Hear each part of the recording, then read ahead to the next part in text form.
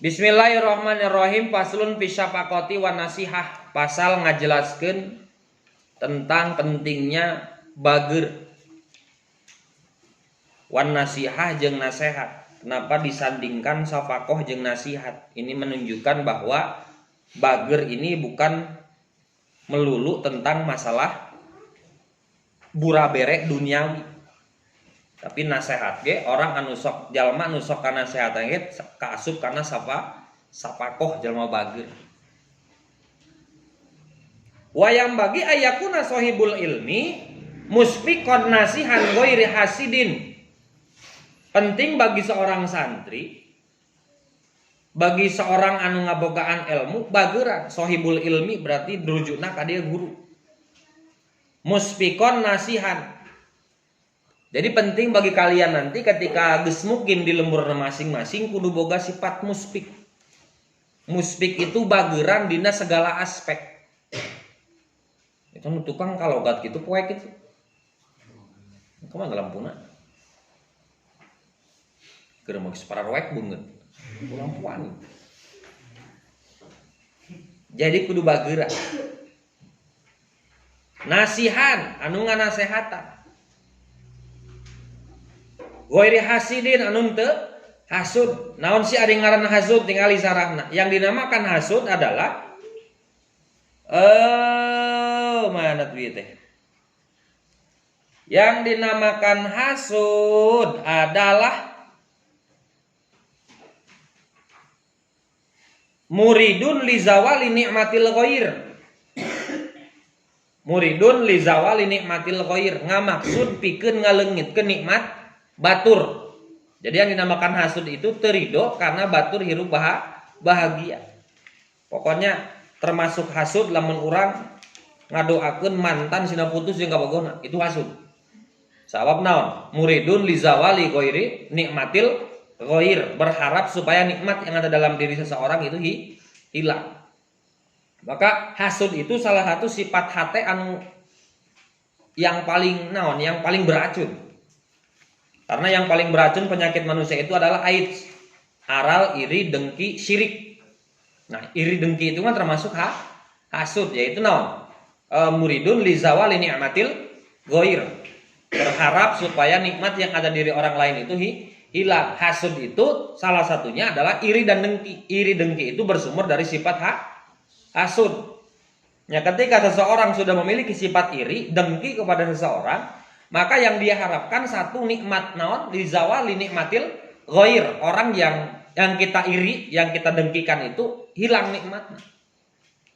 Boga kabogoh putus, kawin jeung batur, mudah-mudahan keur kawinanna urug aya angin puting beliung ka bawa lalakina, ka bawa ka langit, teu balik deui ka bumi. Wah, pokoknya segala disebut-sebut. Itu namanya hasud. Dan hasud itu sangat merugikan. Sangat-sangat merugikan. Kenapa? Di sisi lain dengan hasud satu, walaupun dengan hasud akan timbul doa, walaupun doa itu diijabah ke Allah, tapi dengan ijabah jadi dosa. Awas, Allah mah mere doa naon oge. Kita ngadoakeun batur sina cilaka, lamun Allah hayang mere mah mere Allah.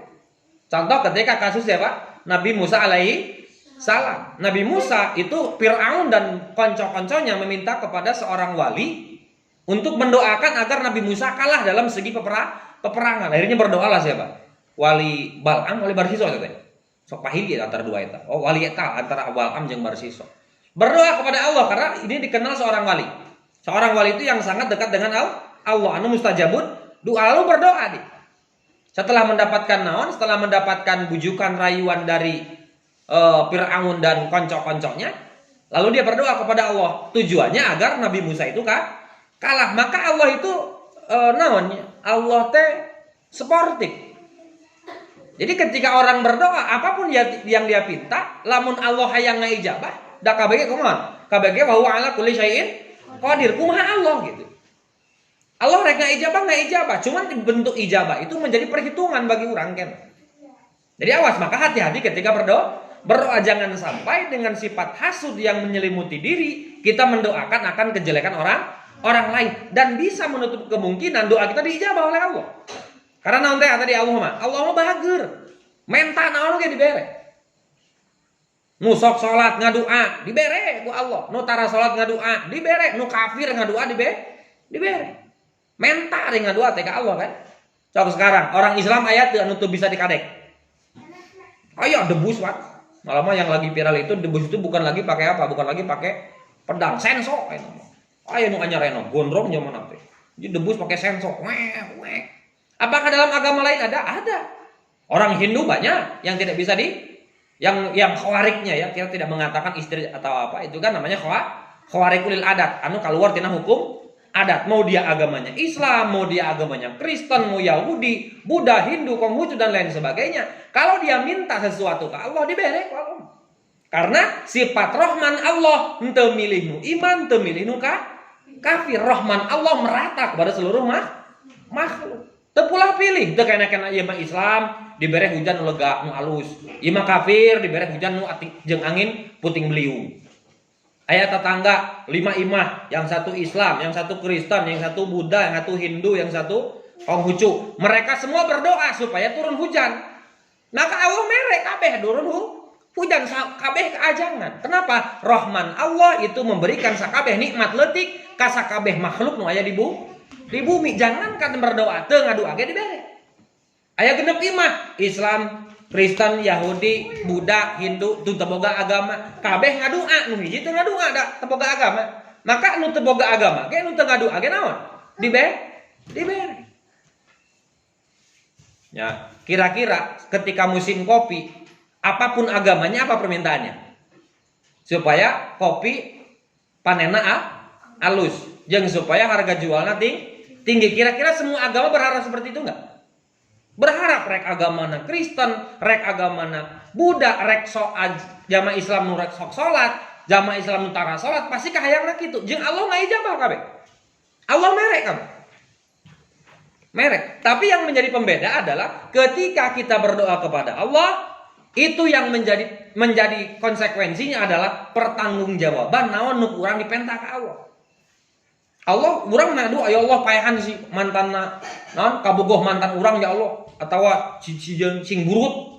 Misal kabogoh mantan urang anu kawin kabogoh urang teh jeung batur doakeun ke urang sila naon supaya dia rumah tangga tidak awet berantakan dan lain sebagainya. Itu sifat hasud dan tidak menutup kemungkinan Allah ngaijab.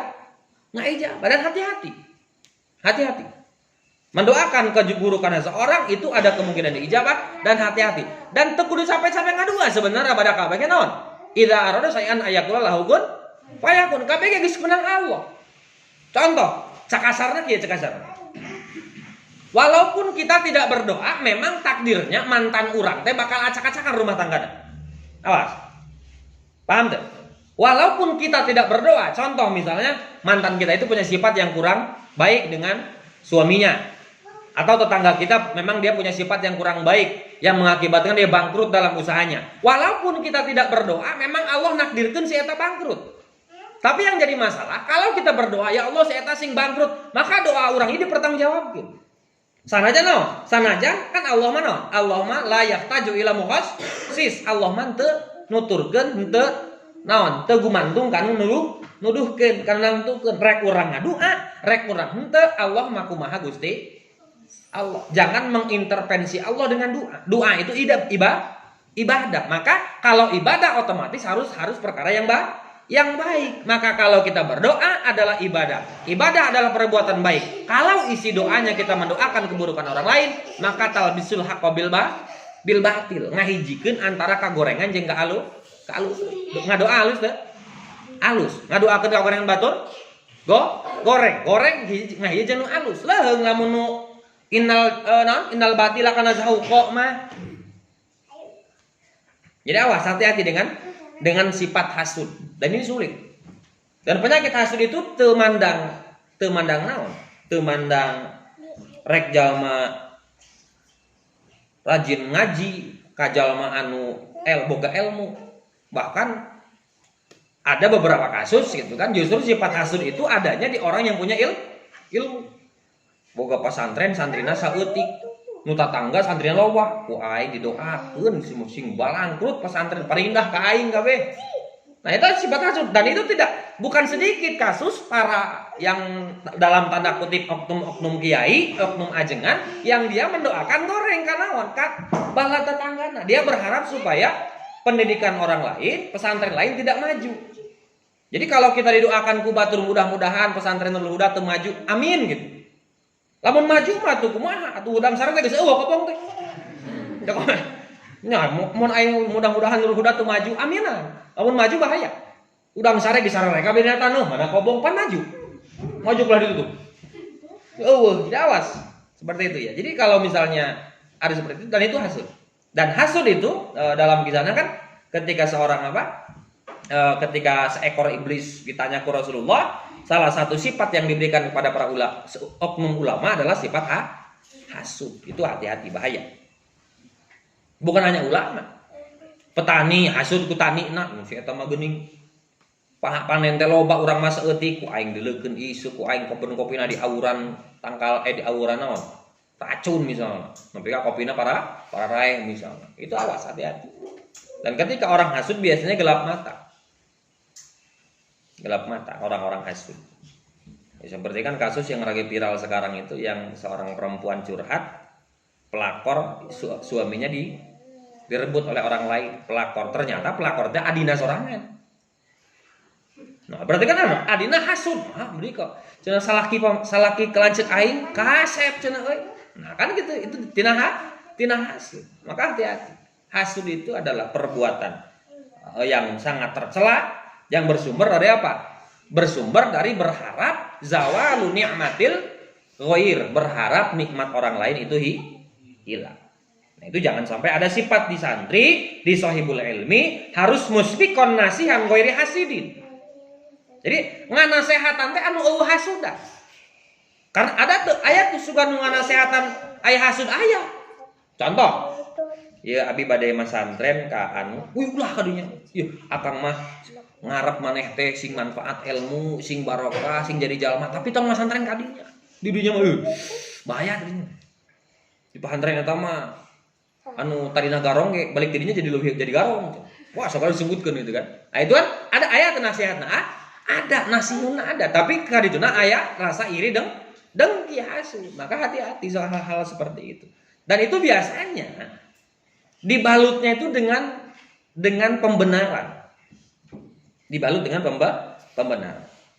Nah, ini kenapa urgensi dalam pasal ini musonib menyandingkan kana sapakoh jeung nasihat disandingkan dengan goiri hasid. Jangan sampai bager ka jalma, jangan sampai nganasihatin orang lain tapi dicampuri dengan hasud pada orang yang lain. Nganasehatan si A tapi hasud kasih B, itu enggak boleh. Tidak boleh hukumnya. Jasara. Fal hasadu yadur wa la yanfa'u. Ari hasud mah madara, eueuh manfaatna. Wa kana ustadzuna Syekhul Islam Burhanuddin, burhan teh dalil, ari burhan kan dalil itu ada 3. 1 dalilun, 2 burhan, 3 naon dalil. Teh. Burhan teh lain burhaneut. Lain. Atau bujurhaneut. Burhan itu dalil. Burhanuddin, dalil agama gitu. Cuma ini jadi ngaran. Yaqulu qalu anna ibnal muallima yakunu aliman li annal muallima yuridu ayyakuna talamidahu fil Qur'ani ulama'an. Biasanya bahula tapi aya nama duka. Biasanya anak guru itu pintar walaupun tara ngaji. Gitu kan? Tapi awas, ini menyikapi dalil seperti ini jangan diteri bulet-bulet. Nu tungtungna anak ajengan tara ngararaji. Sabab nempona ieu anna ibnal muallima aliman bi safaqatil muallim cenah gitu make dalil alat. Anak ajengan bakal jadi ajengan penting ngaji. Tungtungna bakal gitu. Awas, ini sisi lain, ini adalah supaya kita menghormati anak ajengan, anak ulama, anak guru karena ibnal muallim. Anak guru itu adalah guru. Ya, guru orang guru, anakna guru, incuna guru, karena mata rantai guru itu gak akan terputus. Jadi guru kabeh kayak gitu. Nah, jadi menyikapi dalil ini, menyikapi inna ibnal ulama anal muallimun aliman, jangan ditanggapi Kalau urang jadi anak ajengan embung ngaji ku dalil ieu. Nah geuning mah tara ngaji anak ajengan teh. Pan anak ajengan pasti dalil mah. Penting ngaji. Sepugu ieu urang mah ke disuntangan santri-santri bapak urang kan gitu. Awas itu bahaya itu. Bahaya. Nah walaupun dia anak kiai, walaupun dia anak ajengan, awas nu matak mere maslahat, nu matak naon yang terbesar akan memberikan manfaat kepada kita adalah ilmu, bukan nasab. Walaupun nasab, awas, nasab tidak selamanya akan berpengaruh besar. Contoh, Kan'an anak saha? Kan'an kafir ke? Kafir, anaknya saha? Anak saha? Anak Nabi Nuh alaihi salam. Bapaknya Nabi, anaknya kafir. Makanya jangan terlalu tata genan, jangan terlalu apa? Terlalu mengandalkan keturunan, karena jangan tidak menutup kemungkinan anak kiai jadi garong. Loba eta. Anak kiai jadi garong. Makanya ulah naon? Ilmu mah tetep rek anak ajengan. Rek naon tetep ngaji itu wajib. Ulah kena anak kiai, ulah kena di lembur anak ajengan nepi ka teu ngilu eta tarang ngaji. Yo ieu tarang ngaji yeuh. Nyanyi.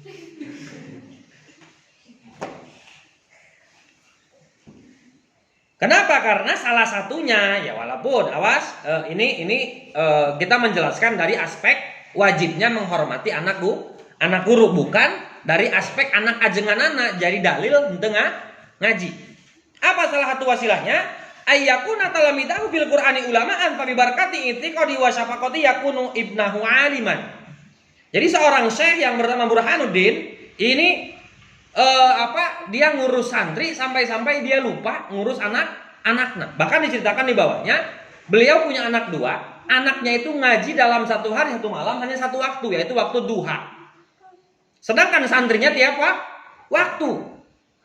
Sampai-sampai kedua anaknya ini protes, ya Abi, wahai bapakku, misalnya kenapa saya kok dikasih waktu belajar cuma satu kali, sedangkan para santri itu dikasih waktu setiap waktu. Apa jawaban Syekhul Burhanuddin? Mengatakan bahwa anaknya kedua, satu Sodrus Syahid Hisamuddin, 2 Sodrus Said Tajuddin. 2. Apa jawabannya? Jawabannya karena guru cek bapana teh li'an annal guroba'a wa auladal kubaroi yaktunani min aktoril ardi falabuda min anna akdama asbiqoihim. Karena ieu karunya ieu mah si jaiman mati suah. Karunya lamun teu diheulakeun teh ngaji teh gitu. Ieu mah si sana jauh deui. Oh si report aya siapa tuh? Molor situ namanya. Nah asar ngaraji tadi. Ayo si report. Wujud kalamadung tak? Aya tapi jiga eueuh. Mau ti Talanggerang, geus deukeut ka Segiguk, geus perbatasan jeung Sumatera Selatan, ka dituna Pluto. Jauh ieu mah. Tapan si itu mah tuh orang liwa si Akbar mah liwana dina titikna.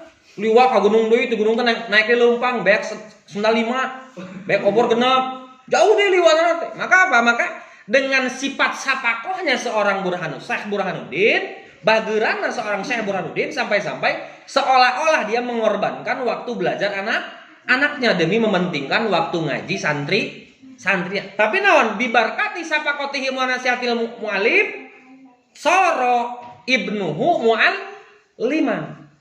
Karena kabagiran seorang Syekh Burhanuddin sampai-sampai kedua anaknya itu naon? Tingali. Bibarkati sapakotihi faqo ibnahu ala aksari fuqaha alil ardi. Sampai-sampai dua anaknya ini menjadi ulama besar mengalahkan aksaril fuqaha ahlil ardi, mengalahkan sakabe santri nak nu ngaji unggal waktu. Jadi kalau ada anak ajengan pinter bager, tong sombong lah bager. Amun jadi anak ajengan pinter, itu tong sombong. Kepintarannya cek musonib bukan bersumber dari otaknya, tapi bersumber dari apa? Kabarokahan bapak.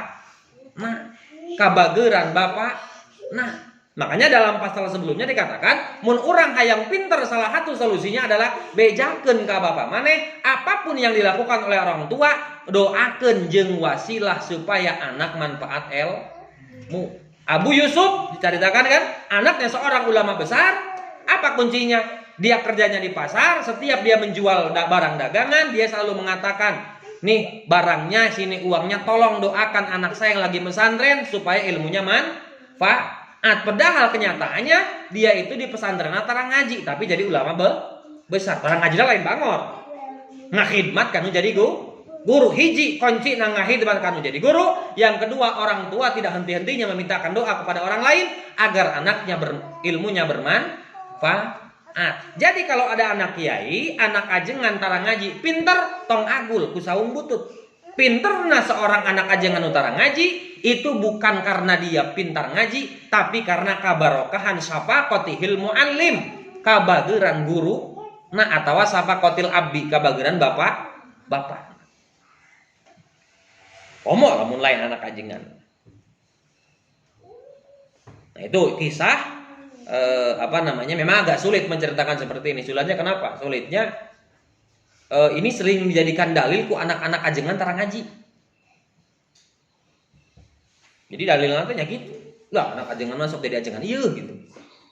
Maka cuek aja. Da geus puguh ieu aing mangke balik ka imah teh suntangan kabeh ka aing kieu gitu. Teu kudu naon ge teu kudu ngaji ge. Nah, ini kadang-kadang dibuat seperti itu. Makanya awas. Jadi apapun gitu, walaupun jadi anak seorang ulama besar sekalipun, tetap naon thalabul ilmi faridatun ala kulli muslimin wa muslimatin. Ngaji itu wajib bagi setiap lapisan muslim dan muslimat. Tidak pandang dia itu anak ajengan, tidak pandang dia itu anak kiai, kalau ngaji tetap hukumnya wajib. Ulah ngandal genting naon? Ngandal genting turunan. Ini hanya contoh saja. Dina pada naon dina pada sebegitu sebegitu besarnya pengorbanan seorang guru sampai-sampai dia lebih seolah-olah lebih mementingkan santrinya daripada anaknya. Itu Syekh Burhanuddin rahimahullah ta'ala. Itu kisahnya. Tapi lagi-lagi kita memandang kisah-kisah seperti ini jangan dipandang sebagai dalil kita itu tekudu ngaji sebab boga kolot ajengan. Jadi titik tekannya bukan ke sana. Karena kalau ada kalimat yang memiliki dui fungsi atau dui arti, itu bahaya. Contoh yang lagi viral sekarang, ada ustadzah mencontohkan seperti ini. Itu jadi viral sekarang. Ya tidak usah disebut nama. Tapi kalau kita perhatikan bahasanya itu bukan ke sana maksudnya. Dia memberi contoh gini. Intinya, seorang istri tidak boleh asal mengeluarkan kata-kata menyebarkan aib keluar. Enggak. Nah, itu ambil intinya di situ. Lalu dia ada contoh seorang perempuan ditampar oleh suaminya. Lalu setelah ditampar perempuan itu menangis. Lagi menangis, orang tuanya datang. Lalu orang tua bertanya, "Wahai anakku, kenapa engkau menangis?" Si salaknya itu nyumput. Si suaminya nyumput, berharap, wah geus sih bahaya ieu, wah geus cerai. Karena pasti si pamajikan teh ngalapor kanu jadi indung. Ternyata apa kata istrinya? Kata istrinya itu, "Oh, saya tadi merindukan ibu dan ayah, udah lama enggak ketemu. Pas lagi berdoa sambil menangis, kok ibu sama ayah datang tepat pada waktunya." Apa langsung suaminya luluh. Si suami nanti, oh ternyata pamajikan urang teh bagir. Awas. Dari rangkuman seluruh perkataan itu, maksudnya bukan berarti dia itu melegalkan bolehnya laki-laki menampar seorang perempuan. Ini kalimat yang memiliki dua arti. Padahal maksudnya menaon? Maksudnya intinya adalah dalam keluarga jangan asal menyebarkan aib keluar. Gak rek salaki rek pamajikan, tapi meureun rada kabablasan neangan contoh. Nah, contohnya yang jadi dipermasalahkan bahkan dilaporkan ke kepolisian. Contoh anu tadi, laki-laki seorang suami menampar istrinya, lalu istrinya tidak melapor ke orang tuanya, sampai-sampai suaminya bertobat minta maaf kan menjadi istri.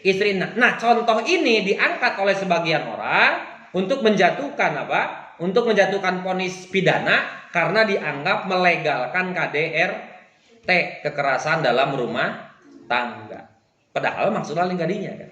Tapi lagi-lagi itulah namanya ketika berkata-kata, apalagi yang sekira-kiranya multi tafsir, yang kira-kira banyak penafsirannya, apalagi orang-orang yang tidak sejalan dengan kita, makanya harus milih kata-kata yang bijak. Jangan sampai kepleset. Nah, ya kan banyak gara-gara lidah kan seperti yang dianggap menghina suku Dayak Kalimantan. Ada karena masa ibu kota pindah ke tempat jin buang anak.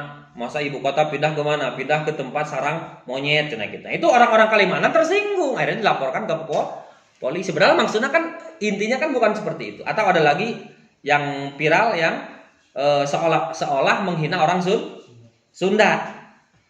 Maksudnya adalah kalau rapat yang bersifatnya umum jangan pakai bahasa Sunda, orang jadi takut mendengarnya. Nah, itu bahasa itu kan ditafsirkan oleh orang-orang yang nggak senang sama dia bahwa apa? Bahwa ini menghina suku Sunda.